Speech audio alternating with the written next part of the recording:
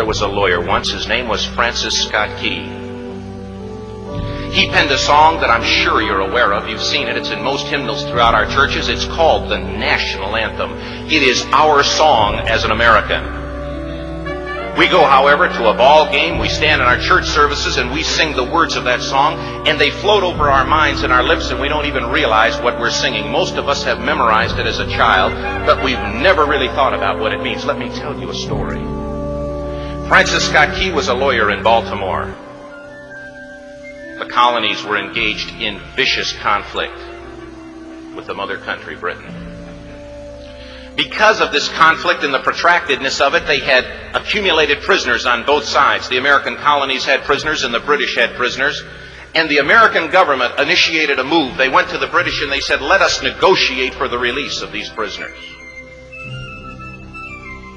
They said, we want to send a man out to discuss this with you. They were holding the American prisoners in boats about 1,000 yards offshore.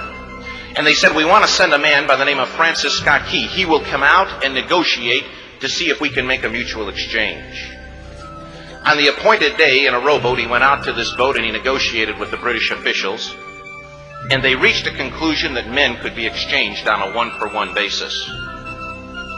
Francis Scott Key, jubilant with the fact that he'd been successful, went down below in the boats, and what he found was a cargo hold full of humanity, men.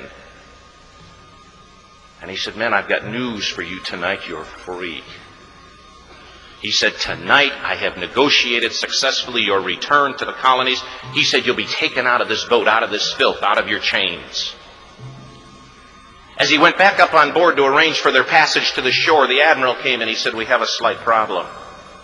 He said, we will still honor our commitment to release these men, but it'll be merely academic after tonight. It won't matter. And Francis Scott Key said, what do you mean? He said, well, Mr. Key, he said, tonight we have laid an ultimatum upon the colonies. Your people will either capitulate and lay down the colors of that flag that you think so much of, or you see that fort right over there, Fort Henry? He said, we're going to remove it from the face of the earth. He said, how are you going to do that? He said, if you will, scan the horizon of the sea. And as he looked, he could see hundreds of little dots. And he said, that's the entire British war fleet.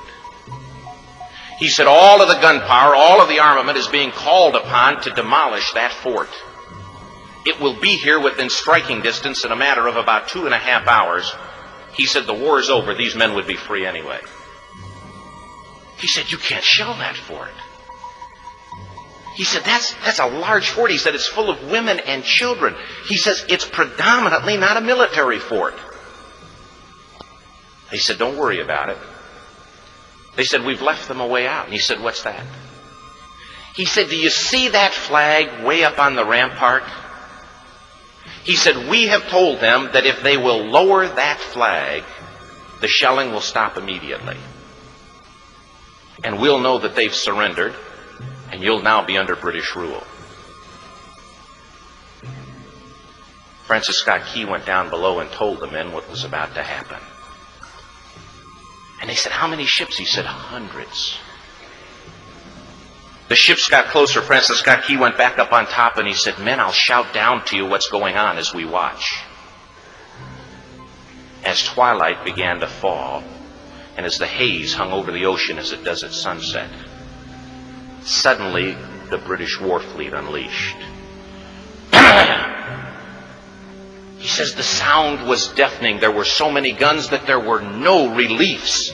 He said it was absolutely impossible to talk or hear. He said suddenly the sky, although dark, was suddenly lit. And he says from down below, all he could hear the men, the prisoners, saying was, tell us where the flag is. What have they done with the flag? Is the flag still flying over the rampart? Tell us. 1 hour, 2 hours, 3 hours into the shelling,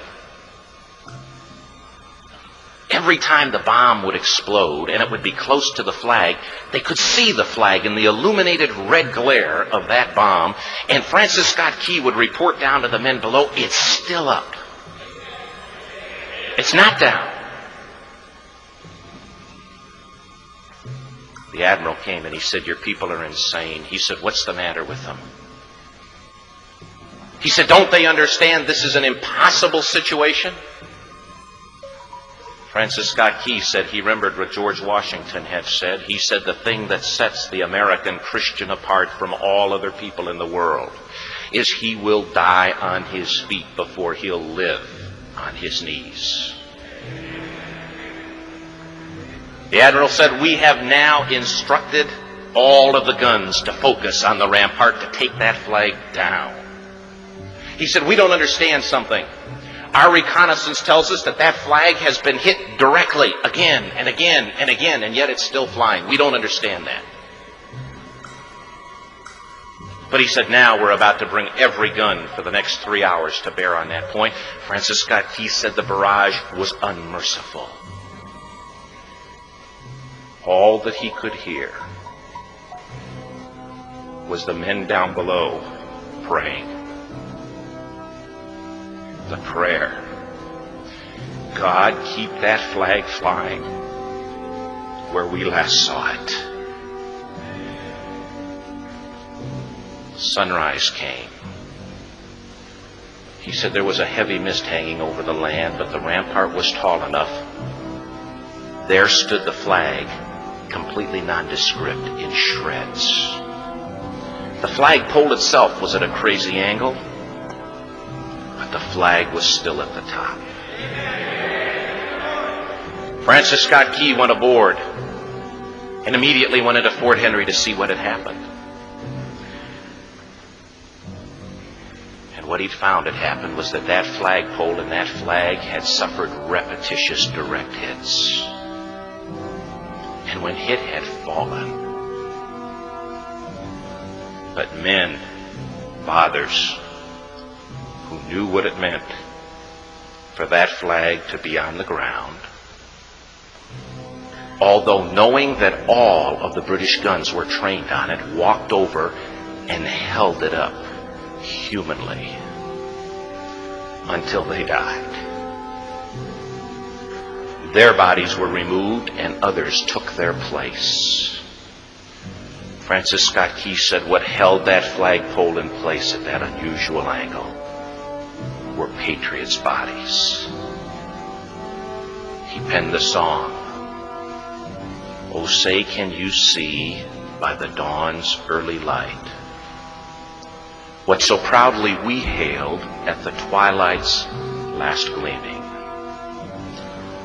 Or the rocket's red glare, the bombs bursting in air, gave proof through the night that the flag was still there. Oh, say, does that Star Spangled Banner yet fly and wave o'er the land of the free and the home of the brave?" The debt was demanded. The price, it was paid. Oh, say, can you see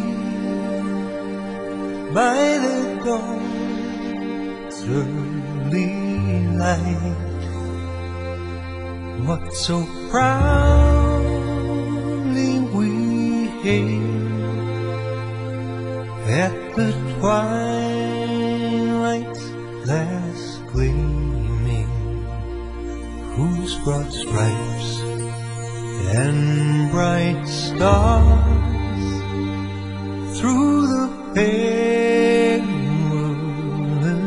fight o'er the ramparts we watched were so gallantly streaming, and the rockets spread clear, the bombs bursting in air gave proof through the night that our flag was still there.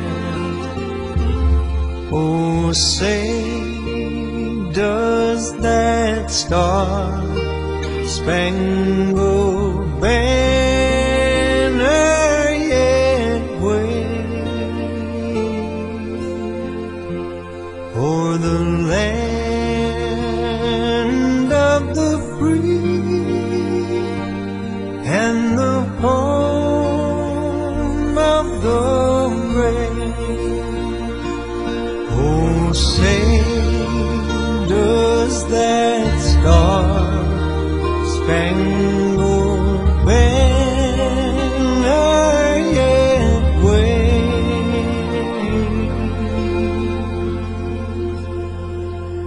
o'er the land of the free